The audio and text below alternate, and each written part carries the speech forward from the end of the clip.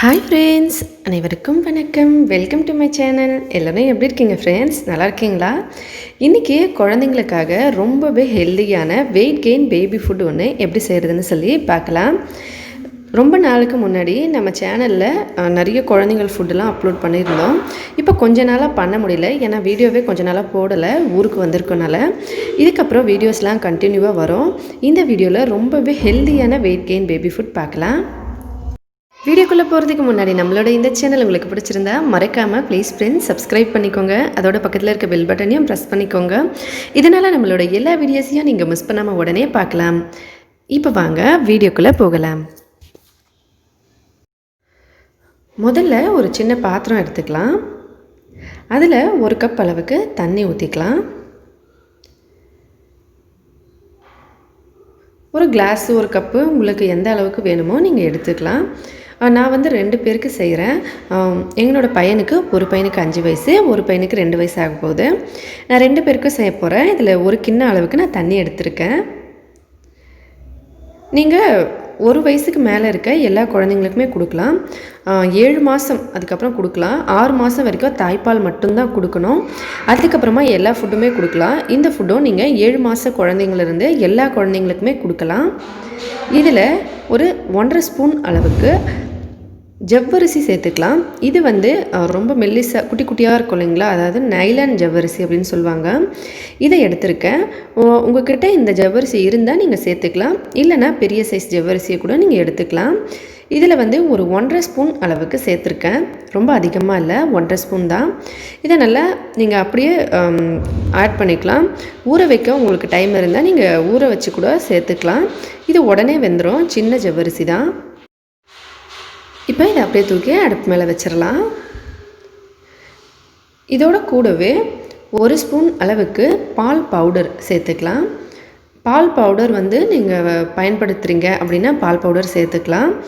இல்லை சுத்தமான பால் கிடைச்சாலும் நீங்கள் பயன்படுத்தலாம், இல்லை பேக்கெட் பால் கிடைச்சாலும் பயன்படுத்திக்கலாம்.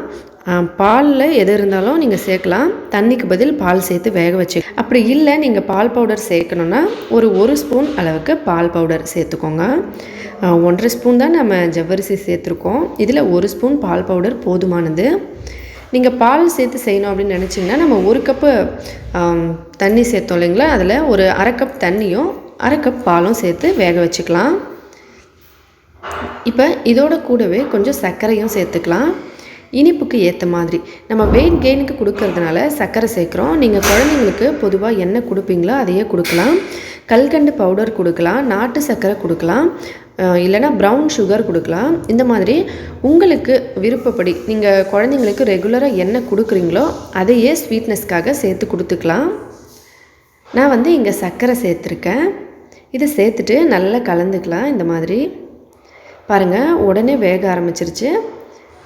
சர்க்கரையும் இது கரையுது, அதோட கூடவே இந்த ஜவ்வரிசியும் நல்லா வெந்துடுது பாருங்கள். ரொம்ப சீக்கிரமாக வெந்துடும் இது குட்டி குட்டி ஜவ்வரிசினால். நீங்கள் இது இருந்தால் சேர்த்துக்கலாம், இல்லைனா பெரிய ஜவ்வரிசியை கொஞ்சம் ஊற வச்சு கூட சேர்த்துக்கலாம். பாருங்கள், பாதி அளவுக்கு வெந்துருச்சு. இப்போ இதை நல்லா கொதிக்க வச்சுக்கலாம், நல்லா வேகட்டும். ஜவ்வரிசி வந்து பச்சையாகவும் சாப்பிடலாம், எந்த சைடு எஃபெக்ட்ஸும் வராது, உடம்புக்கு ரொம்ப ரொம்ப நல்லது. காலையில் வெறும் வயிற்றில் குழந்தைங்களுக்கு, இப்போ ஜிம் போகிறவங்கலாம் பார்த்தோம்னா காலையில் வெறும் வயிற்றில் ஜவ்வரிசி சாப்பிட்டா ரொம்ப நல்லது.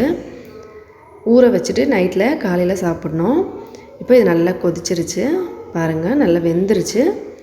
இந்த மாதிரி கன்சிஸ்டன்சியில் இருக்குது. இப்போ நம்ம அடுப்பை ஆஃப் பண்ணிடலாம். இந்த மாதிரி கன்சிஸ்டன்சி போதுமானது, ஏன்னா இது ஆறுன பிறகு இன்னும் கொஞ்சம் கெட்டியாகும். அடுப்பை ஆஃப் பண்ணிடலாம், இதை இறக்கிடலாம். நீங்கள் வந்து 7 மாத குழந்தைங்களுக்கு கொடுக்குறீங்கன்னா இன்னும் கொஞ்சம் தண்ணியாகவே வச்சுக்கோங்க. குழந்தைங்களுக்கு ஃபஸ்ட்டு கொடுக்கும்போது கொஞ்சம் தண்ணியாகவே வச்சு கொடுக்க ஆரம்பிங்க. அதுக்கப்புறம் கொஞ்சம் கொஞ்சம் கெட்டியாக பண்ணி கொடுத்துக்கலாம். இப்போ பாருங்கள், நல்லா கொதிச்சிருச்சு. இப்போ அடுப்பை ஆஃப் பண்ணிவிட்டு இதை அப்படி இறக்கிடலாம். இந்த பக்கம் இது வேகிறதுக்குள்ளே நான் வந்து இன்னொரு சைடில் ஒரு சக்கரவள்ளி கிழங்கும் ஒரு உருளைக்கிழங்கும் நல்லா வேக வச்சு தோல் உரித்து எடுத்து வச்சுருக்கேன். பாருங்கள், இதை ரெண்டுத்தையும் நல்லா மசிச்சுக்கலாம். இந்த மாதிரி நல்லா வேக வச்சு ஏற்கனவே தோல் உரித்து வச்சுட்டேன். சாதம் வைக்கும் போதும் நீங்கள் சாதத்துக்குள்ளேயே உருளைக்கிழங்கையும் சக்கரவள்ளி கிழங்கையும் நல்லா தோலை வந்து அதாவது நல்லா சுத்தமாக கழுவிட்டு அதுக்கப்புறம் போட்டுக்கலாம். இல்லைனா பருப்பு வேக வைக்கும் போதும் சரி, நீங்கள் எப்படி ஏதாவது வேக வைக்கிற டைமில் இதை கூடவே சேர்த்து வேக வச்சுக்கலாம். தனியாக வேக வைக்கணும்னு கிடையாது, நம்ம அப்படியே ஒன்றா வேக வச்சுக்கலாம். நம்ம ஏற்கனவே நம்ம சேனலில் உருளைக்கிழங்கு சாதத்தில் போட்டு வேக வச்சு ஒரு வீடியோ கூட பண்ணியிருந்தோம். அந்த மாதிரியும் வேக வச்சுக்கலாம். இப்போ இதை நல்லா மசிச்சாச்சு. ஆனால் சுத்தமாக கழுவிட்டு தான் போடணும், ஏன்னா இது மண்ணாக இருக்கும். அதனால் இப்போ இதை நம்ம வேக வச்சுருந்த ஜவ்வரிசியை ஒரு கிண்ணத்தில் மாற்றிக்கலாம். அதோட கூடவே நம்ம ஏற்கனவே மசிச்சு வச்சுருக்க இந்த சக்கரவள்ளி கிழங்கு உருளைக்கிழங்கு ரெண்டுத்தையும் இது கூட இப்படி சேர்த்துடலாம். சேர்த்துட்டு இதை நல்லா கலந்துடலாம். கொஞ்சம் சூடாக இருக்கும்போது நம்ம இதை சேர்த்துடணும். சேர்த்துட்டு அதோட கூட நல்லா கலந்து விட்டுறணும். அப்போ ஜவ்வரிசியோட இந்த சக்கரவள்ளி கிழங்கும் உருளைக்கிழங்கும் நல்லா ஒன்றா சேர்ந்துடும். அதுக்காக தான் இது பனிக்காலன்றதுனால நம்ம வாழைப்பழம் சேர்க்கலை. வெயில் காலத்தில் மற்ற டைமில் கொடுக்குற மாதிரி இருந்தால் நீங்கள் இதில் வாழைப்பழம் ஒன்று சேர்த்துக்கலாம். இது நல்ல சூடு ஆறின பிறகு வாழைப்பழத்தை ஒன்று சின்ன சின்னதாக கட் பண்ணி இதோட போட்டுட்டு இதே மாதிரி கலந்து கொடுக்கலாம். வாழைப்பழம் ஆப்ஷனல் தான், அதுவும் வெயிட் கெயினுக்காக கொடுக்குறது. உடம்புக்கு ரொம்ப நல்லது, நியூட்ரிஷன்ஸ் எல்லாம் அதிகமாக இருக்குது. பனிக்காலத்துலேயும் மழைக்காலத்துலேயும் கொடுக்க வேண்டாம், கோல்டு பிடிக்க சான்ஸ் இருக்குது. இப்போ இது ரெடி ஆகிடுச்சு. எங்கள் பெரிய பையனுக்கோ சின்ன பையனுக்கோ இதை நான் கொஞ்சம் கொஞ்சம் ஊற்றி கொடுத்துருக்கேன். 2 பேரும் சாப்பிட்றாங்க. ரொம்பவே நல்லாயிருக்கும் இதோட டேஸ்ட்டு. நம்ம சக்கரவள்ளி கிழங்கும் சேர்த்துருக்கோம், அதோட கூட சர்க்கரையும் சேர்த்துருக்கோம்.